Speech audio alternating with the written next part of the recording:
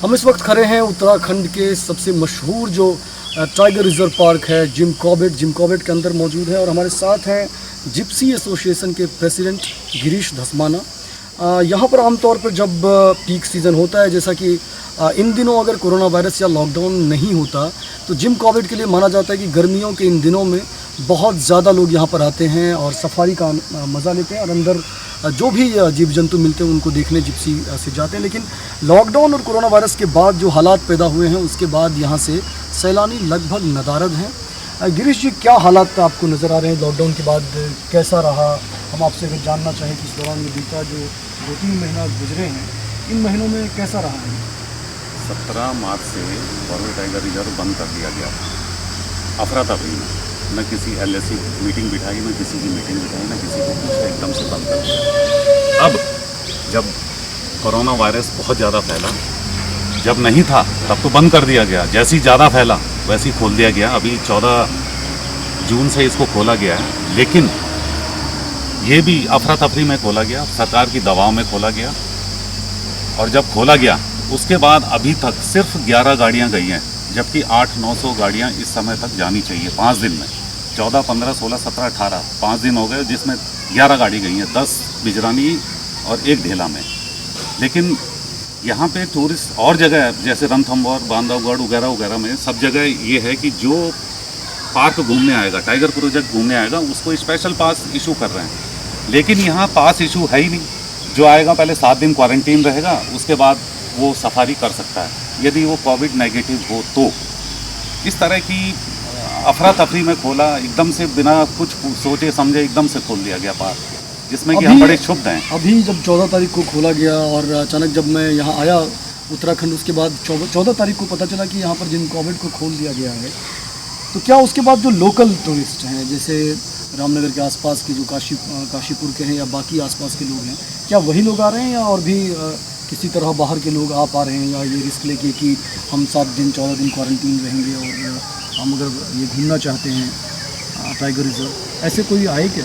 ये 10-11 गाड़ी केवल लोकल गई हैं, बाहर वाला तो आ ही नहीं सकता ना। 7 दिन क्वारंटीन रहेगा, क्यों 80-90 हज़ार रुपये होटल में देगा वो 7-8 दिन के लिए, फिर आएगा कॉर्बेट घूमने। 2 सफारी के लिए क्या 90 हज़ार 1 लाख रुपया खर्च करेगा? संभव नहीं है ये। और सिर्फ लोकल आए हैं अभी तक 11 गाड़ी। तो शुरू में आप कह रहे हैं कि जब जनता कर्फ्यू का ऐलान किया गया था, जो ऑफिशियल लॉकडाउन था, उससे पहले ही इसे बंद कर दिया गया था, और उसके बाद जब आप लोगों की कोई बातचीत हुई, जो सरकारी अधिकारी हैं, जो डिपार्टमेंट है, उनसे कोई बातचीत आप लोगों ने करने की कोशिश की? बिल्कुल की हमने कोशिश कि भाई इसको अभी ऐसे बंद कैसे कर सकते हैं आप? जब तक इसकी बुकिंग, एडवांस बुकिंग लोगों ने कर रखी है तब तक चलाइए आप, उसके बाद देखेंगे यदि ज़्यादा कोविड होगा तो बंद कर देंगे आपसी सहमति से।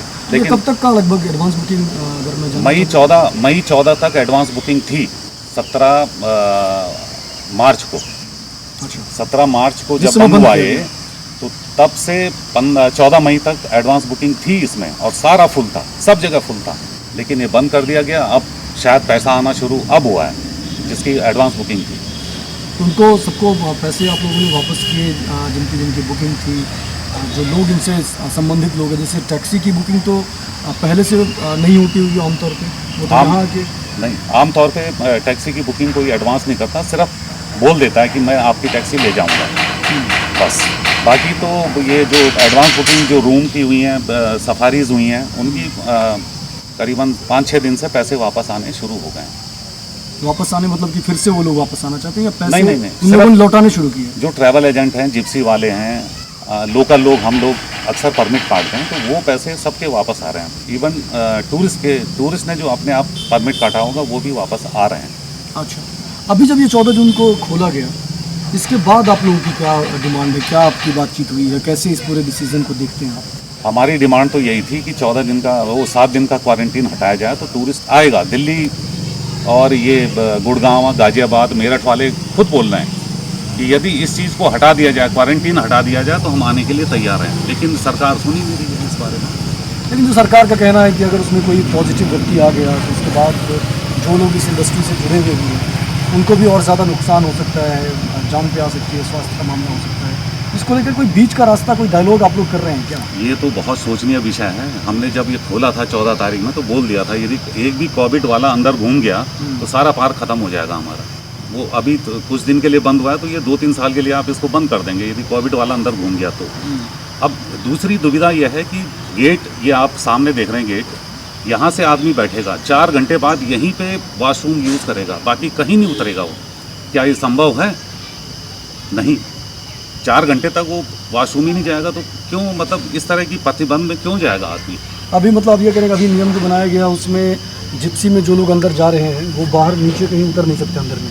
बिल्कुल नहीं उतर सकते, वो गेट पे ही उतरेंगे। ये वाला वॉशरूम यूज़ करेंगे जो गेट पे है, बाकी कहीं भी नहीं उतरेगा, ना कहीं वॉशरूम यूज़ करेगा वो। जिस गेट से आप अंदर गए उसी गेट से वापस आना पड़ेगा या जी हाँ, बाकी गेट से? नहीं, यहाँ पे यही प्रावधान है कि जिस गेट से जाते हैं उसी गेट से वापस आते हैं। कितने गेट हैं यहाँ पे अंदर जाने के लिए? अंदर जाने के लिए सबसे पहला तो है दुर्गा देवी, फिर है धनगढ़ी, फिर ये आमडंडा बिजवानी गेट जिसको बोलते हैं, फिर ढेला गेट, झरना गेट, ये मोस्टली, और पाखरो, ये मोस्टली 6 गेट चलते हैं इसमें ज़्यादातर। सबसे ज़्यादा कहाँ से आवाजाही? सबसे ज़्यादा बिजरानी और धनगढ़ी गेट से आवाजाही ज़्यादा होती है। यानी इस गेट से बिजरानी? जी हाँ, जी हाँ। इन दिनों तो अभी मैं आया हूँ तो सुबह से मैं इस रास्ते से गुजरा था सुबह के वक्त, अभी भी लगभग आए तो 2 जिप्सियाँ आपकी खड़ी है, बाकी कोई है ही नहीं। तो आज सुबह से कोई जिप्सी अंदर गई है? नहीं, कोई नहीं गई आज कोई नहीं गई है। अब ये हालत है टूरिज्म की, क्या खाएंगे हम? गवर्नमेंट ने तो इसलिए ये खोला हुआ है टूरिज्म कि कहीं इनको कुछ इमदाद ना देनी पड़े, इसलिए खोल दिया गया। मतलब हवा में तीर मारा हुआ है जी, पता नहीं कहाँ फैलता है, क्या फैलता है, कुछ नहीं है, नियम कानून कुछ भी नहीं है गवर्नमेंट के। बड़े शुद्ध हैं। आप लोग ये कह रहे हैं कि अभी जो 14 तारीख को डिसीजन लिया गया है कोविड पार्क को खोलने का, वो डिसीजन इसलिए लिया गया कि आप लोगों को कोई कंपनसेशन ना देना पड़े, जो आपका नुकसान हुआ है वो जो डिमांड उठा रहे थे उस कंपनसेशन को ना देने के एवज में सरकार ने खोल दिया कि हम पर्यटन खोल दिए और आप लोगों की कमाई धमाई अब जैसी होगी वैसी होगी, यानी जिम्मेदारी वो आप लोगों पे शिफ्ट कर दी गई, ये कहना चाहते हैं? बिल्कुल बिल्कुल, जो आपने बोला सेम यही है कि गवर्नमेंट नहीं चाहती कि हमको कंपनसेशन मिले, और इसीलिए इस टूरिज़्म को खोला गया। नगण्य बेकार टूरिज़्म है ये। 11 गाड़ी अब तक गई हैं, जबकि 800-900 गाड़ियाँ जानी चाहिए जब ये सीज़न पीक पे होता है। एक गाड़ी में, जैसे मैं एवरेज समझना चाहता हूँ कि एक गाड़ी में कितने लोग जाते हैं और उसमें पर व्यक्ति, एक व्यक्ति का कितना चार्ज लेते हैं आप लोग घुमाने का? यहाँ पे चाहे 1 जाए चाहे 6 जाएँ, सेम चार्ज होता है। 950 रुपये का इसमें परमिट मिलता है, जिसमें कि टूरिस्ट इसको बुक करता है या हम लोग या ट्रैवल एजेंट जो भी बुक करता है। उसके बाद इसमें 6 टूरिस्ट जा सकते हैं, एक ड्राइवर हो गया 7 और एक गाइड हो गया 8। ये 8 सीट में पास है गाड़ी। वर्तमान में इसमें 4 टूरिस्ट, एक गाइड और एक ड्राइवर जा रहे हैं, यानी हाफ हो गया था। हाफ हो गया। वो डिस्टेंस मेंटेन करने के लिए? जी हाँ, डिस्टेंस मेंटेन करने के लिए एक इस कोने में एक उस कोने में, पीछे की सीटों में टूरिस्ट बैठेगा, आगे ड्राइवर और गाइड बैठेगा। मैं अगर एक एस्टिमेट जानना चाहूँ कि जब से ये बंद हुआ है, आप कह रहे कि 17 मार्च को पहली बार बंद किया गया था और 14 जून को फिर से खोला गया, लेकिन आप कह रहे हैं कि उसके बाद भी, खोलने के बावजूद जो पर्यटक हैं वो ना के बराबर आ रहे हैं, तो एक तरह से मैं मानता हूँ चलिए कि बंद ही है, बंद जैसी स्थिति है। कितने का एक टैक्सी ओनर को, एक जो जिप्सी ओनर है, इनको कितने का नुकसान हुआ होगा इस सीज़न में? यद्यपि ये 8 महीने के लिए खुलता है पर डे मोस्टली, लेकिन झरना और ढेला ये पूरे साल के लिए खुला होता है, लेकिन वो बरसात में खुला होता है, तो बरसात में अमूमन कम ही टूरिस्ट आते हैं। लेकिन ये है कि जैसे ही खुला था ये 3 महीने बाद ये एकदम बंद हो गया, जिससे कि सबकी कमर टूट चुकी है, सारे भूखों मरने की नौबत आ चुकी है, लेकिन सरकार है कि सुन नहीं रही। नहीं, मैं जानना चाह रहा हूँ कि एक सीज़न में, जिसको पीक सीज़न आप कहते हैं कि ये जून, जुलाई, मई, अप्रैल से लेकर गर्मी का पूरा सीज़न जो गुजरता है बरसात से पहले, एक जिप्सी ओनर का लगभग कितनी कमाई होती है? मतलब मैं ये समझना चाहता हूँ कि नुकसान कितना हुआ? नुकसान करीबन हर जिप्सी वाला 4 से 5 लाख कमाता है एक सीज़न। हाँ, एक सीज़न, पूरे सीज़न में वो नुकसान हुआ है। और हम तो हैंड टू माउथ वाले हैं, सभी जिप्सी वाले, ड्राइवर्स, गाइड। आपकी कितनी यहाँ पर जिप्सियाँ चलती हैं? मेरी तो एक ही है बस। एक ही। और लगभग कितने लोग हैं, कितनी जिप्सियाँ हैं इस पूरे कोविड एरिया में, जो लोग, कितने ओनर्स हैं, कितने लोगों की रोजी रोटी सीधे तौर पर से जुड़ी हुई? 307 तो यहाँ पे रजिस्टर्ड हैं कॉर्बेट टाइगर रिजर्व वाला। उसमें लगा लीजिए कि हर जिप्सी में 2 ड्राइवर हैं करीबन, तो 500-600 लोग तो सिर्फ जिप्सी वाले हैं जो कि इससे प्रभावित हुए हैं, प्लस उनका परिवार जो परिवार के सदस्य हैं वो भी प्रभावित हुए हैं। करीबन जिप्सी को लेके आप बोलें तो कम से कम 6-7 हज़ार हम लोग प्रभावित हुए हैं इससे। 6-7 हज़ार लोग। बाकी गाइड का अलग है, ट्रैवल एजेंट अलग है, होटल वाले अलग हैं।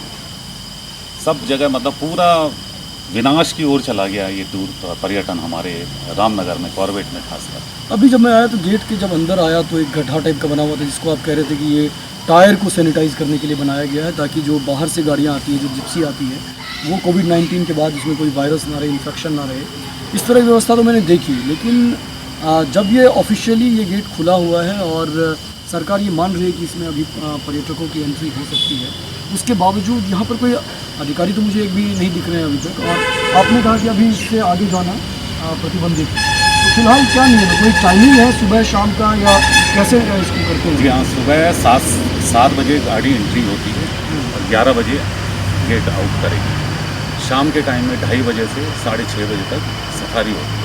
और जो ये बना हुआ है ये सैनिटाइज के लिए बना हुआ है, जिप्सी के टायर के लिए, जिससे कि टायर में जो भी इन्फेक्शन हो तो वो यहीं पे धुल जाए। इसमें केमिकल पड़ा हुआ है। नहीं, लेकिन मैं 2:30 बजे से तो अभी तो 3:30 बज रहे हैं। जी हाँ, आज कोई नहीं है क्योंकि ये ऑनलाइन व्यवस्था है यहाँ पे, तो ऑनलाइन में देख लेते हैं, गाइड और गाड़ी वाले देख लेते हैं, कोई नहीं है तो कोई नहीं सिर्फ ऑनलाइन यहाँ पे? जी हाँ, ऑनलाइन एंट्री होती है जो कि आज शून्य है। अच्छा, तो इस वक्त हम देख ही रहे हैं कि जब हम यहाँ पे आए और धस्माना जी से जब बातचीत कर रहे थे तो इनका कहना है कि लगभग 300 से ज़्यादा जिप्सियाँ यहाँ पर रजिस्टर्ड हैं और उनसे जुड़े हुए जो लोग हैं, जैसे एक जिप्सी में कह रहे हैं कि आमतौर पे 2 ड्राइवर वो लोग शिफ्ट में काम करते होंगे सुबह या शाम।